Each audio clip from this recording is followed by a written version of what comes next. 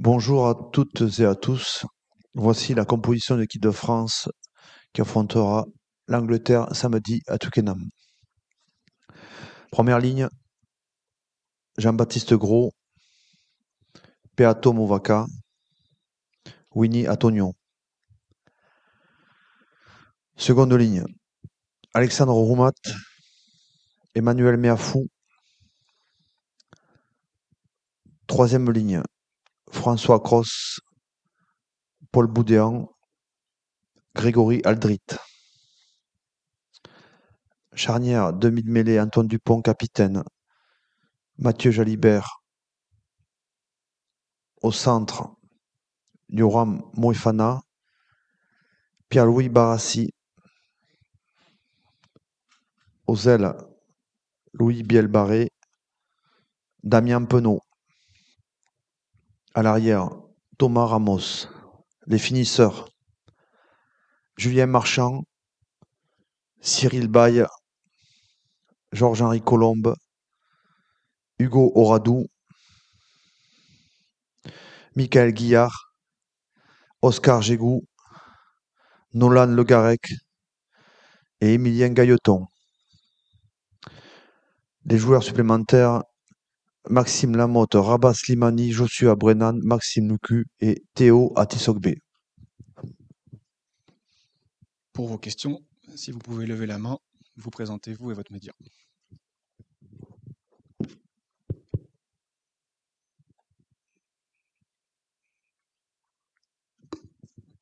Bonjour Fabien, c'est Eric Chasseur pour RTL. Pour remplacer Romain Tamac, vous avez donc fait le choix de Mathieu Jalibert.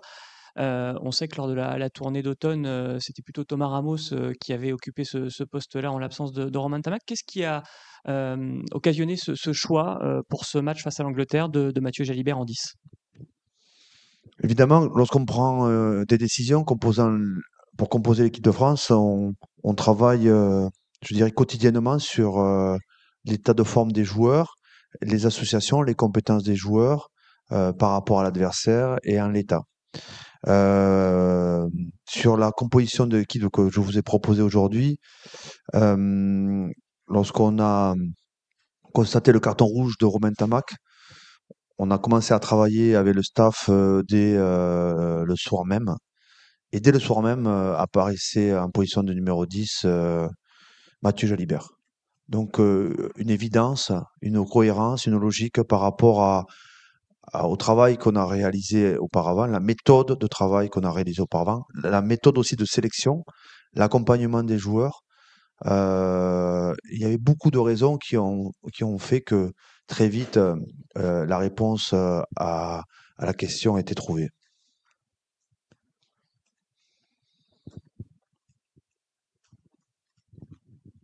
Bonjour Fabien, Camille Macali, la chaîne L'équipe. Je vais un petit peu dans le prolongement de cette question. On sait que Mathieu est quelqu'un de très affectif.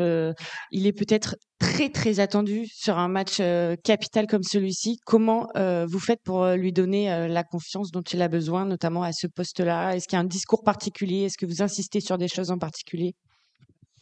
Pour tous les joueurs, en fait, pour tous les joueurs, le challenge est le même, en fait. Tous les joueurs qui portent le maillot de l'équipe de France, qui vont porter le maillot de l'équipe de France, ils ont tous le même challenge, en fait.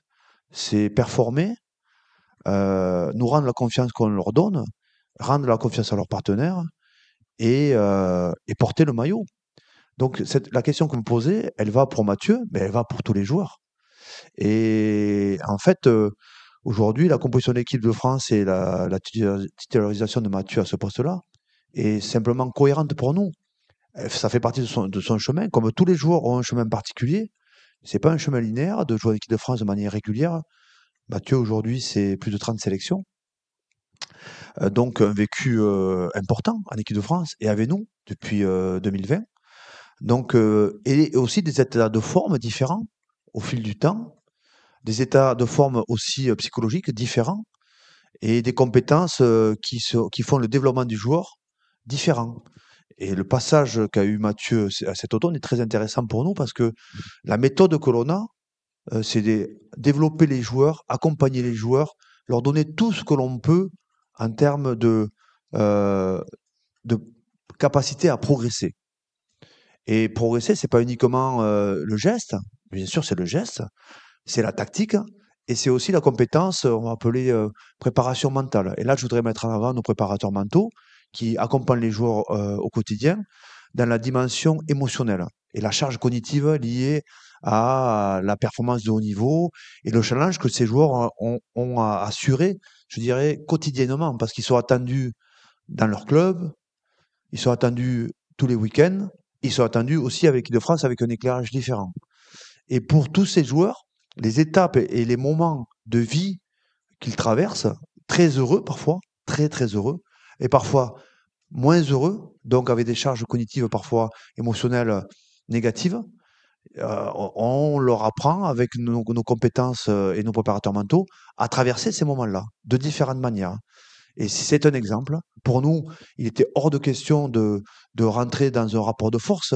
Nous, le rapport de force, il est uniquement avec l'adversaire. Nous, si on doit combattre, il est avec l'adversaire. Il n'est pas avec nos joueurs.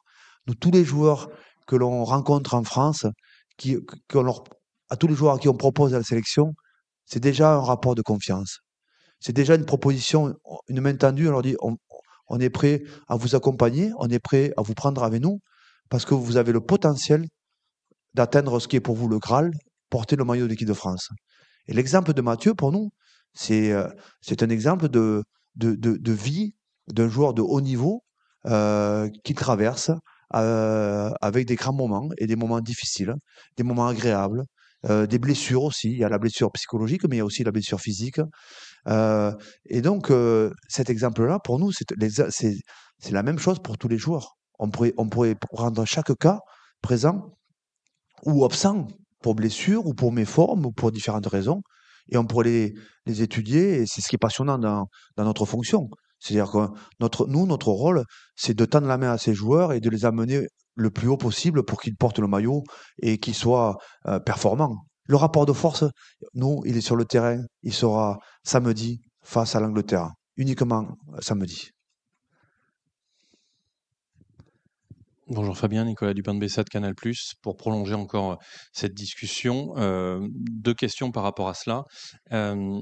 Comment vous avez fait pour pas le perdre au moment de décembre, quand il y a eu cette trêve après la tournée de novembre et qu'il était reparti vers Bordeaux, Mathieu, pour le relancer concrètement pour ce tournoi et qui démarre aujourd'hui face à l'Angleterre? Et question peut-être plus sportive, quand on a un joueur du profil de Mathieu Jalibert, est-ce qu'on est tenté de faire glisser un petit peu le centre de décision et répartir entre numéro 9 et numéro 10, ou est-ce que l'exception culturelle française, c'est toujours le numéro 9 qui décide?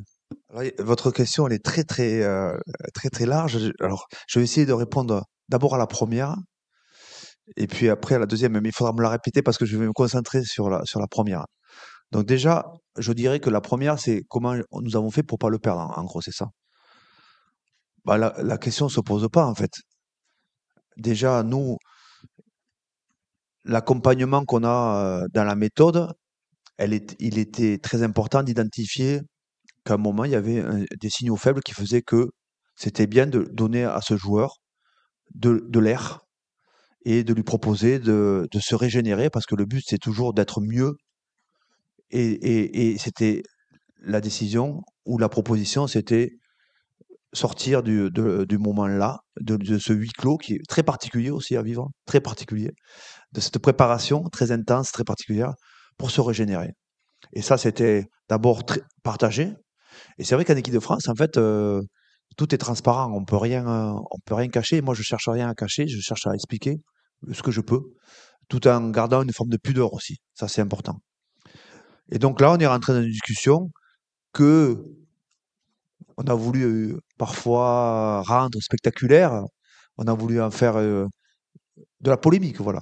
C'est un mot que j'emploie parfois. Nous, il n'y avait pas de polémique. Il n'y en a pas de polémique. C'est pas le terrain nous, c'est le terrain de la préparation pour le rapport de force qui aura lieu face à l'adversaire. Il n'y a pas de polémique. Il y a des choix que nous assumons totalement, que nous prenons parce que nous avons aussi une méthodologie qui nous permet de transformer des décisions parfois qui sont, comme j'ai déjà dit, complexes en décisions simples. Et la méthodologie nous amène à ça, à être clair sur nos décisions. Donc ça a été la première étape, mais aussi l'accompagnement. Il était très important pour nous de rester en contact Je dis pour nous parce que j'étais pas le seul en contact avec Mathieu, avec son club aussi, avec son environnement. Mais comme on fait la même chose avec les autres, attention, hein. C'est un bon exemple. Et puis c'est aux joueurs ensuite de pas se perdre. C'est un peu différent. C'est aussi aux joueurs de définir un chemin, des priorités, une méthode et de la suivre ou pas pour être le meilleur possible. Et je crois que tous les joueurs qui sont là aspirent à une seule chose, c'est être les meilleurs. Le chemin qu'ils ont parcouru jusqu'à l'or, c'est un chemin qui était pas écrit d'avance. Il n'y a aucun enfant de cette feuille de match qui sont nés avec le numéro 1, 2, 3, 9, 10 de l'équipe de France de rugby. C'est un chemin de passion, de travail, de douleur qui les amène aujourd'hui à être les représentants du rugby français. Et donc, il y a eu ce travail-là réalisé par Mathieu, par son club et par nous-mêmes, en collaboration pour faire en sorte qu'ils reviennent potentiellement sélectionnables. Et j'ai toujours dit que Mathieu était pour nous un joueur qui était sélectionnable. Surtout pas créer, entre guillemets, un rapport de force et perdre un joueur qui a un potentiel comme lui. Et ensuite, les performances en club, bien sûr, un club qui performe, la relation intime de notre staff, de notre méthode qui l'accompagne, des discussions, de la transparence et aujourd'hui la décision de le titulariser de manière cohérente et en décision simple au poste numéro 10. Ça, c'est le premier point. La deuxième question, c'est plutôt sur le jeu, c'est ça? Nous, on a une organisation, une méthodologie. Le jeu, en fait, quand on parle de jeu en France, on parle beaucoup de celui qui a le ballon et celui qui passe le ballon. Mais le jeu, c'est pas que ça. Le jeu, c'est 50% de défense déjà. Donc 50% de jeu sans ballon pour une équipe. Et ensuite, il y a qui tient le ballon et qui prend les décisions avec le ballon. Et donc, il y a des joueurs que l'on voit peser sur le jeu avec le ballon, et puis il y a des joueurs qui sont sans ballon, qui prennent des décisions aussi de par leur placement, et lorsqu'ils vont être servis, de prendre des initiatives. Notre animation, on va dire, donc je reviens à une partie du jeu, parce que c'est pas le jeu dont vous parlez de notre animation offensive, elle est toujours autour de la charnière. Sauf que entre la charnière, c'est-à-dire celui qui joue derrière les avants et celui qui joue devant les avants, c'est-à-dire le 9 et le 10, il y a une organisation qui évolue par rapport à une stratégie qui est très, très, très, très identifiée par notre travail et l'évolution du rugby, tout simplement, et de notre rugby. Je n'irai pas plus loin parce qu'après, ça reste très, on va dire, secret défense et même si nos adversaires sont capables de lire nos déplacements et notre organisation, eh bien, l'évolution de notre stratégie offensive avec le ballon dans certaines zones du terrain impose bien des positions qui font que, vous l'avez constaté, parfois ou souvent le demi-mêlée touche plus le ballon que le numéro 10. Bonjour Fabien, Pierre Thévenet, RMC. Une question sur le retour de Damien Penaud après près d'un an sans avoir mis le maillot bleu. Il s'est entraîné qu'une seule fois cette semaine. Qu'est-ce qui le rend indiscutable dans cette équipe de France? Et puis son manager à Bordeaux parlait du fait qu'il était un petit peu hors du cadre, hors des systèmes de jeu. Est-ce qu'en bleu c'est pareil? Est-ce qu'il a un rôle à part dans cette équipe de France? C'est un ailier et tous les ailiers ont des rôles un peu à part. Hein. Ce sont souvent des joueurs qui offensivement finissent le travail ou bien déclenchent en fait parfois le momentum. Donc ils ont des spécificités qui leur appartiennent. Ce sont des joueurs qui ont des comportements. C'est différent. Le profil d'un 3 Carrel, clairement, il est différent tactiquement, mais aussi psychologiquement et techniquement et physiquement que d'un joueur charnière. Donc Damien. Bon, peut-être que je peux dire le nombre d'essais marqués en équipe de France. C'est un finisseur. C'est quelqu'un qui nous apporte le déséquilibre offensif, mais c'est aussi un bon défenseur. C'est-à-dire que sans ballon, il sait se placer, il connaît bien notre système et il est sélectionné avec nous depuis 2020 de manière régulière. Il a toujours répondu présent. Il a toujours été bon, souvent très bon. Et c'est vrai que finalement, le temps passe et que ça fait plus d'un an qu'il n'a pas joué avec l'équipe de France. Donc je pense qu'il doit être il doit avoir faim. Il doit avoir très faim. Oui, bonjour Fabien, sur votre gauche, Axel May pour le Europe 1 et le journal du dimanche. Si on se projette sur l'adversaire, l'Angleterre, il y a 2 ans, ça avait été un bon souvenir, on imagine, pour vous à Twickenham. Comment voilà, vous feriez un petit peu rêver ceux qui vous écoutent en leur disant ça va être du beau match là qu'on aura, enfin on l'espère, en Angleterre. Ben, depuis 6 ans, on prépare tous les matchs pour les gagner. Et que ce soit à Twickenham, que ce soit au Stade de France, que ce soit avec notre équipe en tournée l'été, notre équipe de développement, tous les matchs, notre staff, avec la méthode, prépare l'équipe de France pour gagner. Et cette semaine, on s'est préparé pour gagner. Alors, vous faites référence à il y a 2 ans. Et c'est vrai que ça s'est bien passé pour l'équipe. Je ne ferai pas de commentaires à ce sujet. Je pense au match l'an dernier. Ça s'est bien passé pour l'équipe, mais sur un autre scénario totalement différent qui s'est joué, vous vous en souvenez, sur une pénalité de Thomas Ramos qui nous donne la victoire à 2 minutes de la fin. Donc en fait, ce que je dis souvent dans le tournoi, c'est que c'est très difficile de prédire d'une année à l'autre les scénarios des matchs. Et c'est ce qui fait la beauté de cette compétition. Donc ce que je peux dire en fait à nos supporters, qui sont très très nombreux, qui nous suivent, et je les en remercie, hein. Je remercie aussi la grande famille des licenciés du rugby et des amoureux de ce jeu, que l'on sent très présent autour de cette équipe. C'est que l'équipe de France se prépare à, à un grand match samedi. Je peux pas vous dire le résultat, je peux pas vous dire le scénario, mais en tout cas, on se prépare à ce rendez-vous avec beaucoup d'appétit et beaucoup de détermination. Bonjour Fabien, Wilfried Templier, RMC Sport. Juste pour rester sur ce match il y a 2 ans, qu'est-ce qu'il vous reste en mémoire de cette performance? Et est-ce que tu penses les Anglais rancuniers par rapport à ça? Il y a 2 ans, il y a eu un match avec beaucoup d'envolées vu le score. Vous les avez parfois surpris en attaquant assez bas d'autres terrains quand tu dis que vous jouez des fois haut. Voilà, est-ce qu'on s'attend à une guerre de tranchées face à eux samedi, ou ça peut être de grandes envolées comme ça? Merci. Mais il y a 2 ans, on avait une stratégie qui était très claire et très identifiée. Ça, je peux vous dire que on avait.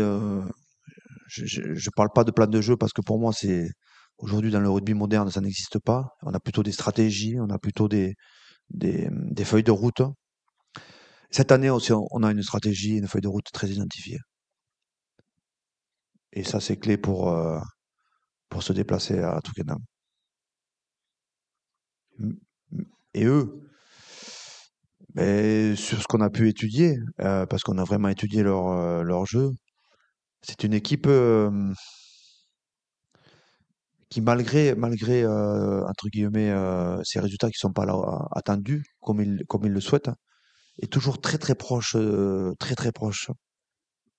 la victoire. Ils ont battu les Irlandais chez eux, il faut pas l'oublier, l'an dernier, d'un drop goal de Marcus Smith à la dernière action. Donc c'est une équipe qui se bat, qui est souvent très proche de la victoire lorsqu'elle ne l'a pas, mais très proche.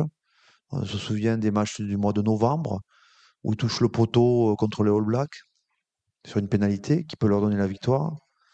On se souvient du match de novembre où face à l'Australie, ils mènent jusqu'à la dernière action. Si on regarde le match en Irlande, ils mènent à la mi-temps, ils mènent en début de deuxième mi-temps. C'est une équipe qui fait partie des meilleures équipes du monde, tout simplement, et qui va nous proposer, je pense, quelque chose de particulier. J'en doute point.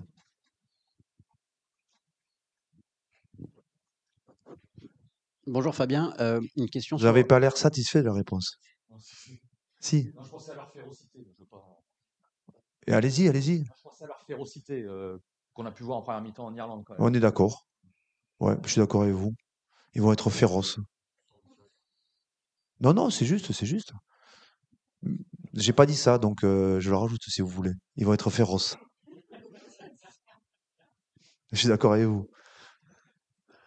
Bonjour Fabien, une question sur la compo, mais plutôt sur le banc. Encore une fois, vous faites un banc à 6-2, c'est une habitude. Quelle est la plus-value pour vous d'un banc à 6-2 par rapport à un 5-3? Pourquoi vous faites ce choix régulièrement? Merci. Pareil, ça fait partie des décisions qui sont, au départ, qui sont complexes. 5-3, 6-2, profil des joueurs qui sont sur le terrain, leur capacité à être complémentaires et puis surtout à être polyvalents. Pour le moment, on a des joueurs qui sont polyvalents et qui sont capables de couvrir plusieurs postes. Pourquoi 6 avant? Il nous semble que dans le rugby international aujourd'hui, avec le profil des joueurs que l'on a et les préparations qui sont très courtes, contrairement à nos adversaires, nous on est contraints, et ça fait partie du cadre, hein, à un calendrier qui ne nous permet pas de préparer de manière spécifique comme nos adversaires, les joueurs sur le tournoi. Nous, on suit les joueurs de très très près. Clairement, on les a toujours plus affûtés en novembre que l'hiver. Pourquoi? Parce qu'entre novembre et février, il s'est passé 14 journées en club, 8 journées, 9 journées, 10 journées. Et on sent déjà que l'enchaînement des matchs depuis le mois d'août, voire septembre, commence à peser sur nos joueurs. Donc, dans la préparation, on est limite, hein, vous avez vu, parfois il y a des joueurs qui repartent, qui sont forfaits parce qu'ils sont, c'est toujours, c'est pas écrit, mais on n'est jamais à l'abri de problèmes musculaires. On en a eu beaucoup au début de la préparation. Et donc, on essaie de les faire monter ensuite en puissance au cours de la compétition. Et il nous semble que le plus important à notre niveau, c'est être toujours en capacité de gagner le rapport de force au niveau des avants. C'est pour ça qu'on privilégie la fraîcheur et le potentiel de changement avec l'apport des finisseurs, 6 finisseurs sur 8 dans le domaine de la conquête, touche et mêlée et tout ce qui est combat au milieu du terrain. Nous, on a constaté qu'on avait besoin d'être toujours performant à ce niveau-là pour continuer à matcher et rester compétitif tout au long de la partie. Mais je comprends aussi le 5-3 plus classique de quasiment tous nos adversaires, hein. Mais on n'est pas préparé comme eux. On n'a pas les mêmes contraintes. Et les joueurs ne sont pas la même métaphysique que nos adversaires. Et ça, nous, on a des données. Une fois de plus, notre méthodologie, on a cumulé maintenant beaucoup d'informations. Et donc, c'est cohérent par rapport aux informations que l'on a recueillies depuis 6 ans.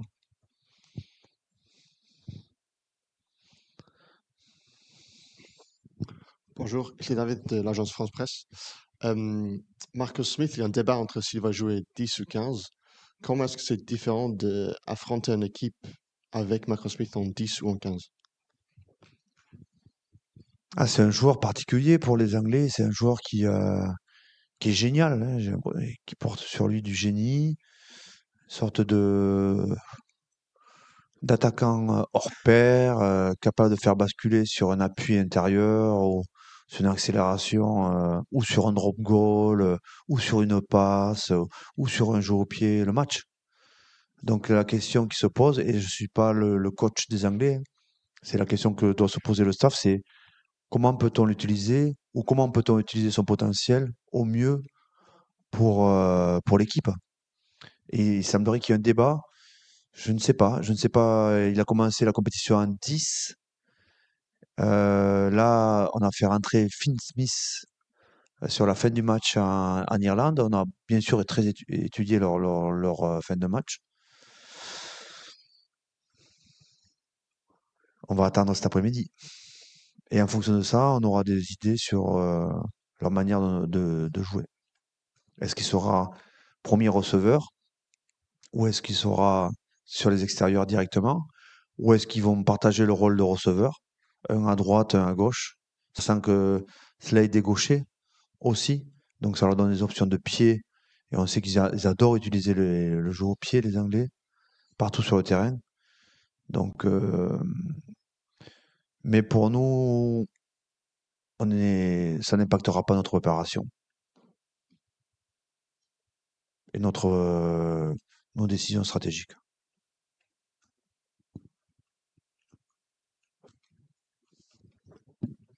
Bonjour Fabien, Olivier François, Le Parisien. Tu échanges beaucoup avec Antoine Dupont. Est-ce que tu peux nous dire quelle est son influence auprès de toi et dans la vie du groupe? Ah, j'écoute beaucoup l'ensemble des joueurs, mais c'est vrai que il y a déjà un groupe de leaders aussi autour d'Antoine. Aujourd'hui, on est parti sur un groupe de 6 avec des joueurs qui sont titulaires, mais aussi des joueurs finisseurs. C'est important d'avoir les retours de toutes les formes de joueurs ou tous les potentiels des joueurs. L'écoute est importante, le partage est important, la compréhension aussi est importante. Et je m'attache à garder la proximité avec lui, avec les leaders. Donc ça va ensemble, les leaders et lui, et le groupe. Sur la partie, bien sûr, rugby, sur la partie stratégique, sur l'agenda, sur la préparation, sur la compréhension aussi, la clarté de nos travaux, de notre feuille de route, et aussi la manière dont on vit. Trouver le bon équilibre pour que l'équipe elle soit la plus disposée, la plus disponible, la plus fraîche possible le jour du match. Donc clairement, comme un capitaine en fait, son rôle de capitaine, il joue pleinement. Et je suis à son écoute. Dernière question. Fabien, sur la feuille de route, entre 2 Coupes du Monde, avec la place au classement mondial qu'est la France aujourd'hui dans le top 4, il y a finalement peu de matchs en 4 ans où l'adversaire est relevé, hostile et féroce, comme vous l'avez peut-être dit. Est-ce que ce match-là, sans faire offense aux Gallois le week-end dernier, est dans cette veine-là, de ces matchs-là, vous attendez dans l'adversité, dans la difficulté, une réponse de votre équipe pour en savoir un peu plus sur cette équipe? Si je peux me permettre, j'entends votre question, mais je suis pas tout à fait d'accord avec. Je pense que tous les matchs sont face à des adversaires qui sont hostiles, féroces et relevés.